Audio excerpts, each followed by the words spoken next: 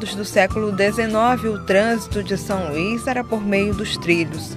Foram os bondes o primeiro sistema de transporte da capital maranhense, mas também foi a desativação deles um dos pontos que já revelavam uma outra cara da cidade. Uma São Luís que dava sinais de que precisava crescer para outras áreas. O bonde elétrico, ele vai ser desativado em 1966, aí já na segunda metade da década de 60, nessa perspectiva de modernização também já, quer dizer, o bonde ele convivia, já existiam muitos carros, já existiam alguns carros na cidade já na década de 60, já existia um ônibus também circulando como transporte coletivo, então aí nesse período o bonde ele convivia com transportes coletivos como o ônibus já mais moderno, até que em 66 o prefeito da época resolveu desativar, alegando, enfim, como se o bonde estivesse atrapalhando já esse novo trânsito da cidade. Então, a substituição do bonde pelos ônibus como transporte coletivo também é um traço desse desenvolvimento e dessa modernidade, que a cidade de São Luís começa a buscar a partir desse período. Década de 70, São Luís já não era mais a mesma. Dos bairros mais restritos à região do centro histórico, a cidade logo foi ganhando cara nova. Transição marcada por uma ponte que começava a ser erguida, ampliando o acesso ao lado oposto de onde a população basicamente estava concentrada desde que a capital havia sido fundada.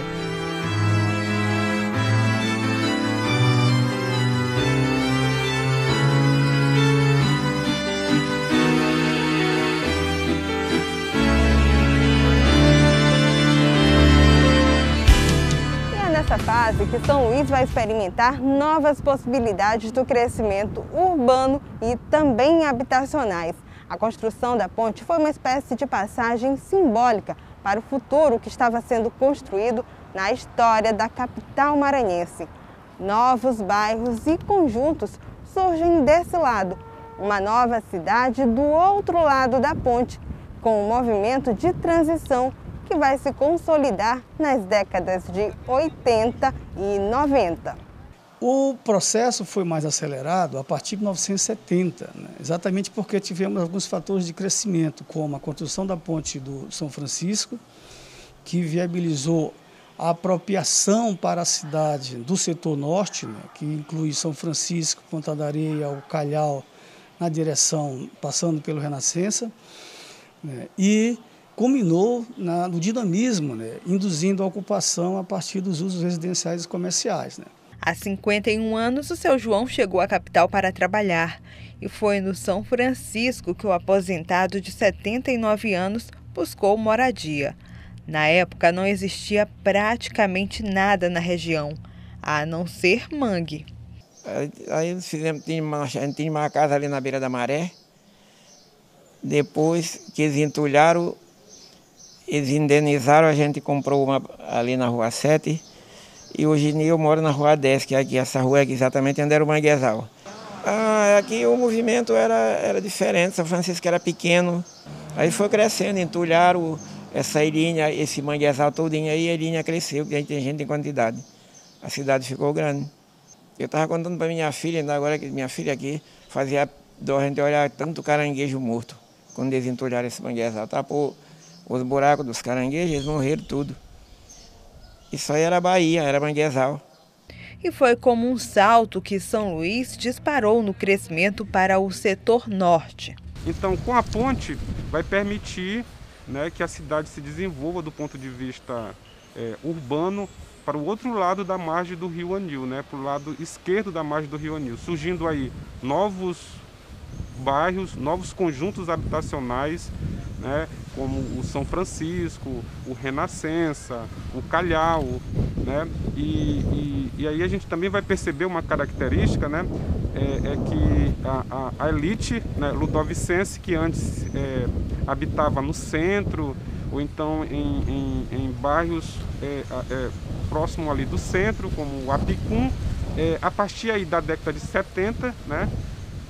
E depois esse processo vai se consolidar na década de 80 e na década de 90, ela vai se deslocar para o outro lado da ponte, para esses bairros como o São Francisco, depois o Renascença e o Calhau. E até hoje você percebe, né, esse movimento contínuo de expansão, né? Quer dizer, hoje também já existem novas áreas, né, de moradia de uma elite mais favorecida, né, como a própria Ponta da Areia, que é chamada de Península, né, Ponta da Areia. Então você observa que a cidade cresce, né, a dinâmica social vai mudando, a elite também vai se deslocando, né, vão surgindo também com esse desenvolvimento todo que São Luís teve, né. São Luís hoje, segundo dados do IBGE recente, já tem mais de 1 milhão de habitantes, quase 1,5 milhão de habitantes. Que ele fosse crescendo devagarinho, mas quando cresceu foi de vez. Depois que não olharam esse manguezal aí, essa cidade ficou enorme. São Francisco era pequenininho. A região desse lado da ponte ainda concentra a maior parte da elite ludovicense e não para de crescer, mais recente com a expansão da península. Apesar do desenvolvimento, alguns contrastes revelam as desigualdades nas moradias, mesmo em área nobre. A cidade capitalista, ela vai revelar, de um lado, uma série de benesses, né, referentes ao avanço da sociedade. De outro lado, vai representar aquilo que o sistema capitalista né, que ele é desigual. Né, e essa desigualdade vai aparecer quando você vai analisar as áreas residenciais ou um determinado bairro. Né. A primeira questão é que com isso vai aparecer a contradição do próprio sistema, né? Que por ser desigual ele vai proporcionar para um pequeno grupo de pessoas condições mais acima, enquanto deixa uma maioria, né, em condições de dificuldade. E na área residencial isso vai aparecer, né? Porque você, se não consegue participar do sistema oficial, né, de habitação, que inclui o público e o particular, a partir dos critérios que são exigidos, você vai ter que morar em algum lugar, né? Alugando um barraco, alugando uma kitnet, ou produzindo sua própria área residencial através de palafitas, áreas de ocupações, né? Ou como em São Luís é muito conhecido, a área de invasão. E isso tem uma localização que procura acompanhar aquelas áreas residenciais que têm maior infraestrutura, principalmente em relação a unidades de saúde, estabelecimento de escola, instituições financeiras, né, linhas de ônibus, né, coisas que facilitam o dia a dia das pessoas, né, fora a questão ambiental. Então o que a gente pode pensar sobre isso é que as classes mais favorecidas, a elite, vamos dizer assim, ela está sempre se deslocando, né? Na medida em que enfim, ela está sempre buscando um local distante ou diferente, enfim, isso faz parte da dinâmica, né? Enfim, do próprio capitalismo, né? O fato é que ao longo desses mais de 400 anos a gente percebe que essas classes, né, mais favorecidas, elas saem do centro, vão para o outro lado da ponte, hoje estão na Ponta da Areia, né? Então é uma característica, enfim, dessas próprias classes sociais, né, que buscam cada vez mais, de certa forma, se distanciar das periferias, né, na medida em que o crescimento e o desenvolvimento da cidade ele também trouxe ocupações, trouxe, enfim, periferias, né? E isso é uma contradição, né? Então, ao mesmo tempo que traz habitações melhores, bairros melhores, né? Enfim, mas também traz, no contraponto, né? Por outro lado, enfim, ocupações periféricas nesse sentido.